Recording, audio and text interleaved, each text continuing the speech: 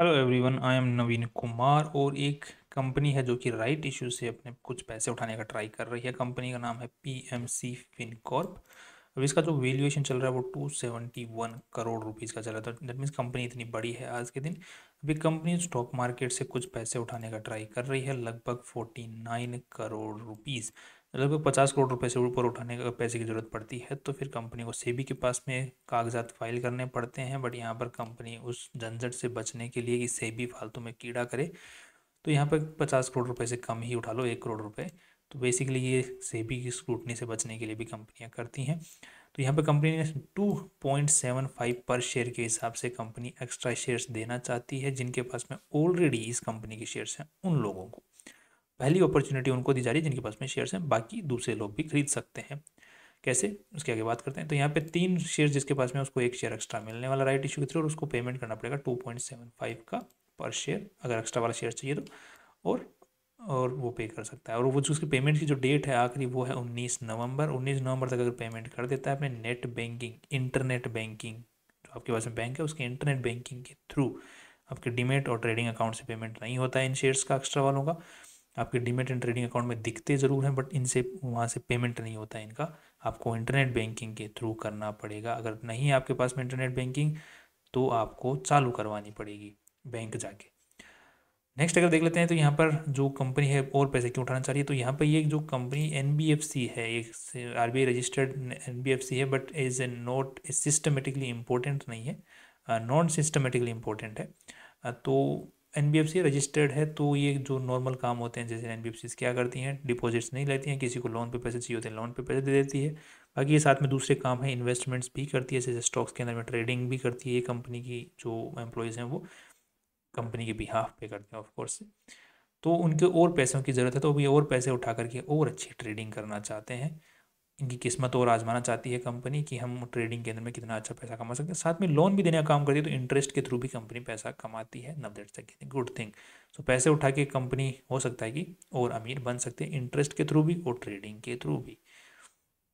Next अगर अब और चीज़ों को अगर यहाँ पर चेक करते हैं, तो यहाँ पर जिनको भाइयों को एक्स्ट्रा शेयर्स नहीं चाहिए तो वो 12 नवंबर तक यहाँ पर बेच सकते हैं। जिनको चाहिए तो वो 12 नवंबर तक खरीद सकते हैं। नाम से शेयर जो है ट्रेड हो रहा होगा। पीएमसी फिनकॉर्प नाम से शेयर ट्रेड हो रहा होगा, वो भी 12। वैसे तो वो शेयर जो है 12 तारीख तक ही ट्रेड होगा, तो 12 तारीख तक जिसको चाहिए वो खरीद ले, जिसको बेचना है एक्स्ट्रा जिसको मिले हैं वो बेच सकता है। और जिन्हें अगर नहीं बेचे हैं तो वो पेमेंट कर दें, वरना वो लैप्स हो जाएंगे, आपका नुकसान हो जाएगा। नेक्स्ट अगर देख लेते हैं कि कंपनी किस तरीके से आज के दिन काम कर रही है, इसकी अगर अंदर की बात करते हैं, तो 3 रुपये 81 पैसे का शेयर है आज के दिन, और 2.75 पे पेमेंट एक्स्ट्रा शेयर्स मिल रहे हैं। तो कई भाइयों को लग सकता है कि यार वाह, कितना सस्ते में 25% शेयर सस्ते में मिल रहा है, दैट इज़ गुड। बट ऐसा केस यहाँ पर नहीं है। बट स्टिल कंपनी मेरे को कहीं ना कहीं ठीक ठाक लग रही है। अब उसके बाद में रीज़न की बात करें कि कंपनी की जो अगर कमाई को चेक करते हैं, तो पिछले साल के मुकाबले इस साल जो है कंपनी का रेवेन्यू बढ़ा है। साथ में अगर कंपनी का ईयरली बेसिस पे भी देखते हैं तो रेवेन्यू रेगुलरली बढ़ रहा है, टीटीएम बेसिस पे भी बढ़ रहा है। इस साल कंपनी ने 11 करोड़ रुपए का नेट प्रॉफिट भी निकाला है। Now that's these are good things about the company, कि कंपनी इंप्रूव कर रही है।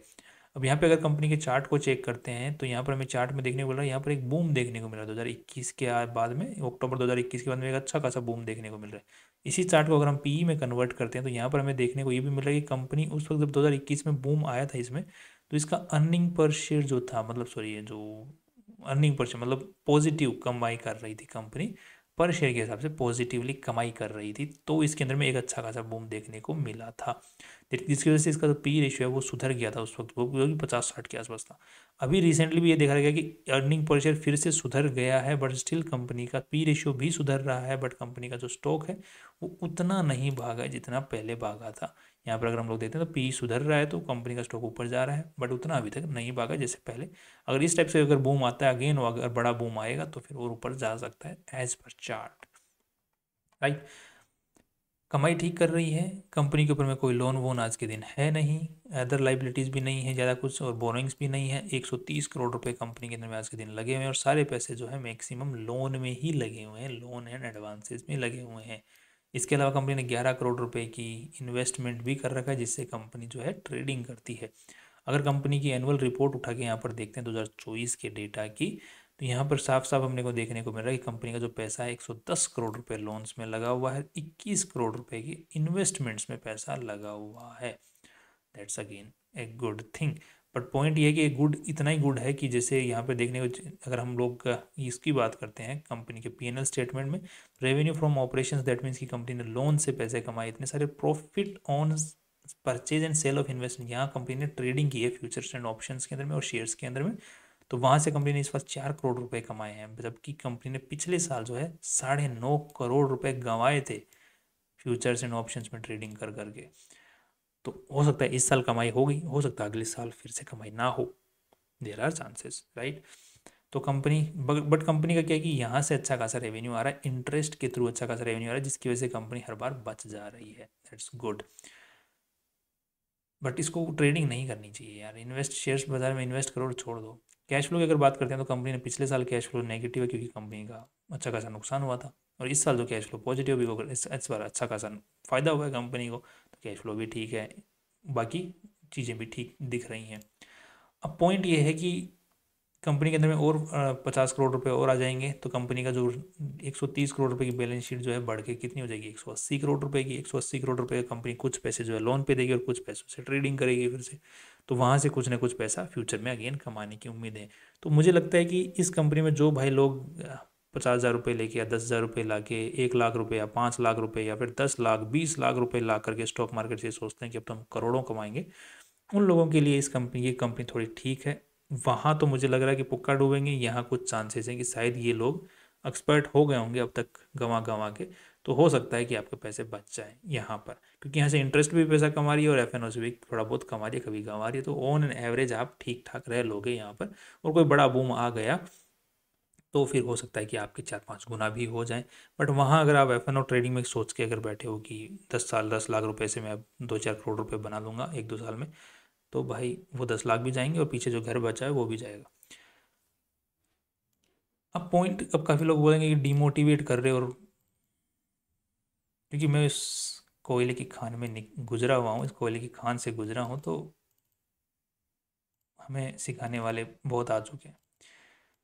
नेक्स्ट अब देख लेते हैं थोड़ा सा कंपनी की शेयर होल्डिंग पैटर्न को। तो शेयर होल्डिंग पैटर्न तो थोड़ा खराब ही है यहाँ पर देखने को मिल रहा है कि कंपनी के जो प्रमोटर हैं वो कंटिन्यूसली थोड़ा थोड़ा करके कंपनी के जो स्टेक है वो थोड़ा थोड़ा वापस करके उठा रहे हैं, प्रमोटर्स के अंदर में उठाने को मिल रहा है। बट यहाँ पर जो पुराने वाले प्रमोटर्स हैं वो कोई नहीं उठा रहा है, नए प्रमोटर्स यहाँ पर उठाते हुए दिख रहे हैं। वह भी जैसे देख रहे हैं राजकुमार मोदी, इसने थोड़ा थोड़ा स्टेक उठाया है। यहाँ पर रिसेंटली प्रभात मोदी, ये जो मोदी फैमिली है इनमें जो है पर्सनली स्टेक उठ रहा है थोड़ा थोड़ा। दैट मीन्स कि थोड़ा ये कुछ ना कुछ फिर से करने की मूड में लग रहे हैं। कैश फ्लो ठीक है, बैलेंस शीट ठीक ठाक है, कंपनी कमाई कर रही है आज के दिन, और फ्यूचर के अंदर में भी और कमाई कर सकती है। बस वो ट्रेडिंग वाला जो सेशन है वो अगर नुकसान ना दे तो कंपनी चांदी भी देख सकती है।